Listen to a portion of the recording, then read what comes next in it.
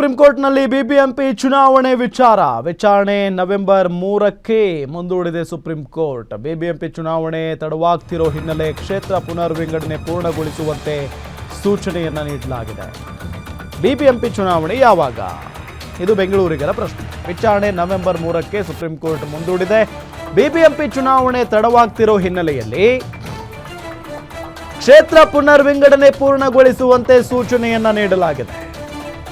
November 1ರ ಒಳಗೆ ಪೂರ್ಣಗೊಳಿಸಿ ಅಂತ ಸುಪ್ರೀಂ ಕೋರ್ಟ್ ಸೂಚನೆಯನ್ನ ನೀಡಿದೆ. ಸರ್ಕಾರದ ಪರ ಹಿರಿಯ ವಕೀಲ ಅಭಿಷೇಕ್ ಮನು ಸಿಂಘ್ವಿ ವಾದವನ್ನ ಮಂಡಿಸಿದ್ದಾರೆ. ನವೆಂಬರ್ 1ರೊಳಗೆ ಕ್ಷೇತ್ರ ಪುನರ್ವಿಂಗಡಣೆ ಕಾರ್ಯ ಮುಗಿಸುತ್ತೇವೆ. ಪುನರ್ವಿಂಗಡಣೆ ಬಳಿಕ ಚುನಾವಣಾ ಪ್ರಕ್ರಿಯೆ ನಡೆಯುತ್ತೆ. ಸರ್ಕಾರದ ಪರ ಅಭಿಷೇಕ್ ಮನು ಸಿಂಘ್ವಿ ಸುಪ್ರೀಂ ಕೋರ್ಟ್ನಲ್ಲಿ ವಾದವನ್ನ ಮಂಡಿಸಿದ್ದಾರೆ. ನವೆಂಬರ್ 1ರ ಒಳಗೆ ಕ್ಷೇತ್ರ ಪುನರ್ವಿಂಗಡಣೆ ಕಾರ್ಯವನ್ನ ಮುಗಿಸ್ತೇವೆ. ಪುನರ್ವಿಂಗಡಣೆ ಬಳಿಕ ಚುನಾವಣಾ ಪ್ರಕ್ರಿಯೆ ನಡೆಯುತ್ತೆ. ಸರ್ಕಾರದ ಪರ ಅಭಿಷೇಕ್ ಮನು ಸಿಂಘ್ವಿ ಸುಪ್ರೀಂ ಕೋರ್ಟ್ನಲ್ಲಿ ವಾದವನ್ನ ಮಂಡನೆ ಮಾಡಿದ್ದಾರೆ. ನೋಡಿ, ನವೆಂಬರ್ 1ರೊಳಗೆ ಪೂರ್ಣಗೊಳಿಸಿ ಅಂತ ಹೇಳಿ ಸುಪ್ರೀಂ ಕೋರ್ಟ್ ಸೂಚನೆಯನ್ನ ಕೊಟ್ಟಿರೋದು.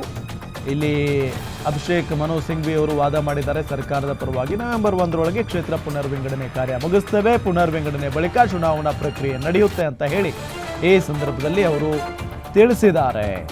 ಪುನರ್ವಿಂಗಡಣೆ ಪೂರ್ಣಗೊಳಿಸಿ ಅಂತ ಹೇಳಿ ಸುಪ್ರೀಂ ಕೋರ್ಟ್ ಹೇಳಿದೆ. ಸರ್ಕಾರದ ಪರ ಹಿರಿಯ ವಕೀಲ ಅಭಿಷೇಕ್ ಮನು ಸಿಂಘ್ವಿ ವಾದವನ್ನ ಮಾಡಿದ್ರು. ನವೆಂಬರ್ 1ರೊಳಗೆ ಕ್ಷೇತ್ರ ಪುನರ್ವಿಂಗಡಣೆ ಕಾರ್ಯ ಮುಗಿಸ್ತೇವೆ. ಪುನರ್ವಿಂಗಡಣೆ ಬಳಿಕ ಚುನಾವಣಾ ಪ್ರಕ್ರಿಯೆ ನಡೆಯುತ್ತೆ. ಸರ್ಕಾರದ ಪರ ಅಭಿಷೇಕ್ ಸಿಂಘ್ವಿ ಸುಪ್ರೀಂ ಕೋರ್ಟ್ನಲ್ಲಿ ವಾದ ಮಾಡಿದ್ದಾರೆ. ಕ್ಷೇತ್ರ ಪುನರ್ವಿಂಗಡಣೆ ನಂತರ ಚುನಾವಣೆ ನಡೆಯುತ್ತೆ. ಚುನಾವಣೆ ನಡೆಸುವುದಕ್ಕೆ 60ರಿಂದ 90 ದಿನ ಬೇಕು, ಅಂದರೆ 3 ತಿಂಗಳು ಬೇಕು.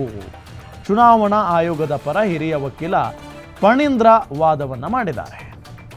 ನವೆಂಬರ್ 1ರ ಒಳಗೆ ಕ್ಷೇತ್ರ ಪುನರ್ವಿಂಗಡಣೆ ಪ್ರಕ್ರಿಯೆ ಪೂರ್ಣಗೊಳಿಸಬೇಕು. ಬಿಬಿಎಂಪಿಯನ್ನ 5 ಮಹಾನಗರ ಪಾಲಿಕೆಗಳಾಗಿ ವಿಂಗಡಿಸಲಾಗಿದೆ. ಹೀಗಾಗಿ ನವೆಂಬರ್ 1ರ ಒಳಗೆ ಕ್ಷೇತ್ರ ಪುನರ್ವಿಂಗಡಣೆ ಪೂರ್ಣಗೊಳಿಸಬೇಕು. ಸೂಚನೆ ಬಳಿಕ ಕ್ಷೇತ್ರವಾರು ಮತದಾರರ ಪಟ್ಟಿ ರೂಪಿಸಲು ಚುನಾವಣಾ ಆಯೋಗಕ್ಕೆ ಸೂಚನೆಯನ್ನ ನೀಡಲಾಗಿದೆ. ರಾಜ್ಯ ಚುನಾವಣಾ ಆಯೋಗಕ್ಕೆ ಸುಪ್ರೀಂ ಕೋರ್ಟ್ ಸೂಚನೆಯನ್ನ ಕೊಟ್ಟಿದೆ. ಜನವರಿ ಅಥವಾ ಫೆಬ್ರವರಿಯಲ್ಲಿ ಬೆಂಗಳೂರಿನ 5 ಪಾಲಿಕೆಗಳಿಗೆ ಚುನಾವಣೆ ನಡೆಯುವಂತ ಸಾಧ್ಯತೆ ಇದೆ.